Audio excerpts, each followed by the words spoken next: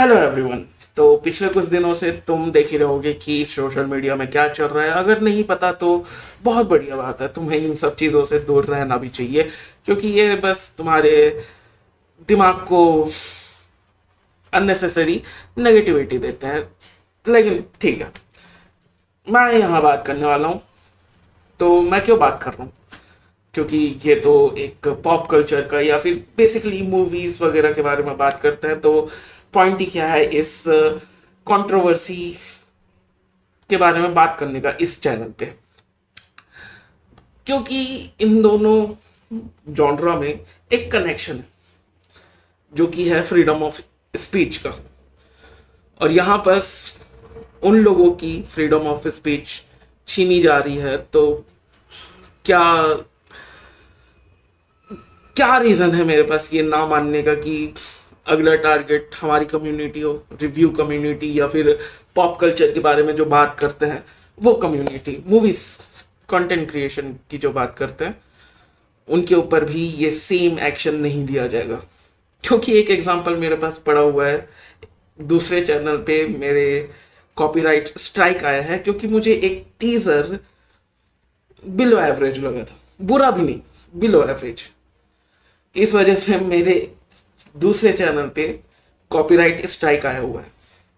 और आज कुछ वाहियात जोक्स के कारण किसी का इतना बढ़िया आईपी बनाया हुआ, जो कि मुझे उतना खास पसंद भी नहीं है, लेकिन एक नया बार सेट किया उस बंदे ने।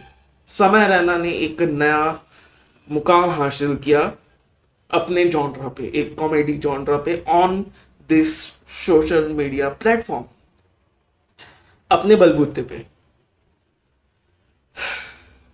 एक अकेला इंसान जिसका कोई बैकअप नहीं है, ना कोई ऐसे परिवार से आता है ना कुछ, बस वो अकेला इंसान, उसने इतनी बड़ी आईपी खड़ी की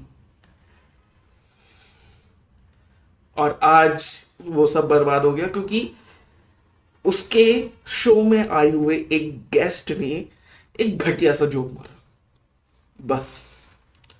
वैसे क्या करना चाहिए जब कोई घटिया जोक मारता है? कोई गधा इंसान जब कोई घटिया जोक मारता है तो तुम्हें क्या करना चाहिए? मेरे हिसाब से उस गधे इंसान को बोलो कि तेरा जोक घटिया है, अपने जोक पे काम कर, and then you just move on. That's all, that's all you should do. कि उस गधे इंसान को बोलो कि तुम्हारा जोक घटिया है और आगे बढ़ो अपने जीवन में।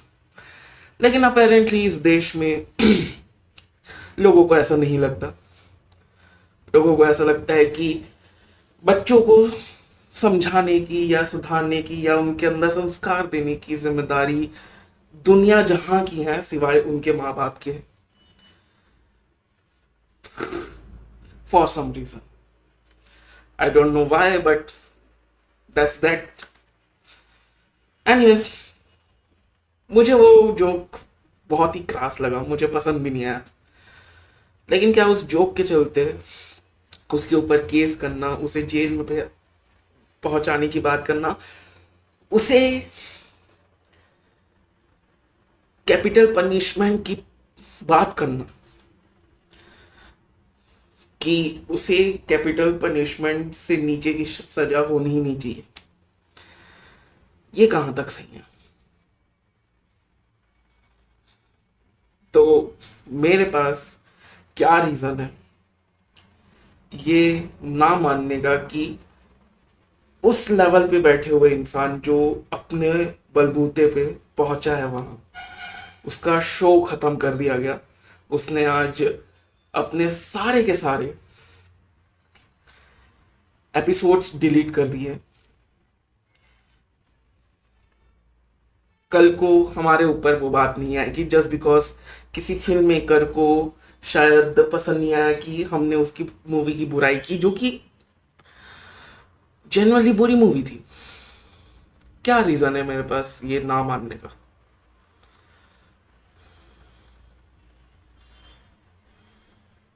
कि कल को बस एक लीगल नोटिस नहीं आ जाएगा जस्ट बिकॉज मैंने एक बुरी मूवी को बुरा बोला।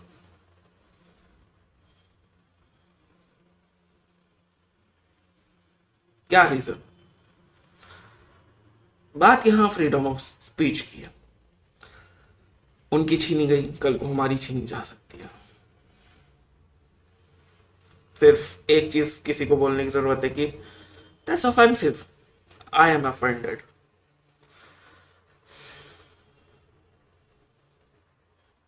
जोक घटिया था, जोक को घटिया बोलो। जो जोक सुनाया उसको चूतिया बोलो। जेल, पार्लियामेंट में कमीशन बैठाना, एक इंसान की पूरी आईपी, उसकी मेहनत को बर्बाद कर देना, that's not what you do for telling a bad joke, even a pathetic joke actually. उसके बाद वो लड़की की भी बात आती है, द रेबल किड करके। Again I am not her audience, मुझे समझ में भी नहीं आता कि वो फेमस क्यों है। एनीवेज, वो क्लिप जो उसकी वायरल हो रही है, उसने सही किया, जो बोला वो सही बोला, क्योंकि जो बंदा बोल रहा था गलत, जो कुछ भी जितना गलत उस बंदे ने बोला, वो पार्टिसिपेंट, उसके जवाब में बिल्कुल सही जवाब दिया उस लड़की ने। The best comeback she could have it said. लेकिन हाँ, इन सब के बारे में बात किसको करनी है?